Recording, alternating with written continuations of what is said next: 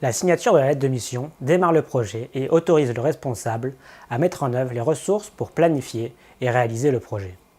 Après cela, une fois le travail commencé, les parties prenantes inventoriées et le contenu du projet défini, il est nécessaire de partager le démarrage du projet et valider l'énoncé du périmètre avec le commanditaire.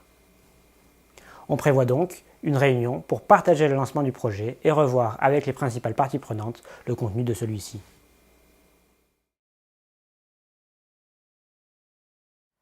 La réunion de lancement, appelée aussi Kick-Off Meeting, permet de réunir le commanditaire, l'équipe projet et la direction de celui-ci, ainsi que d'autres parties prenantes, pour revoir l'ensemble du contenu du projet.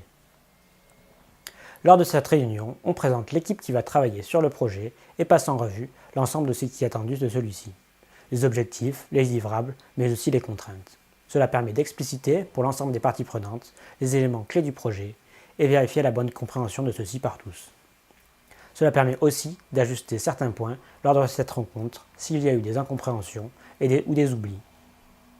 À l'issue de cette réunion, l'ensemble des parties prenantes présentes doivent être en phase sur ce qu'est le projet afin que celui-ci démarre dans les meilleures conditions. Quand un projet commence avec des parties prenantes qui ont des idées différentes sur ce que doit être le projet, cela n'est pas un bon signe pour la suite.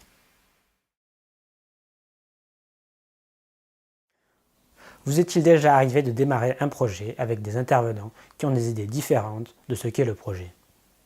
Au-delà de ça, avez-vous déjà participé à une réunion de lancement? Quel intérêt y voyez-vous dans votre cas? Poursuivons avec notre projet de tartiflette géante pour le marché de Noël. Imaginez l'ordre du jour de la réunion de lancement pour ce projet. Notez les principaux points qu'il vous semble utile d'aborder lors de cette réunion et prévoyez aussi les personnes qu'il vous faut inviter.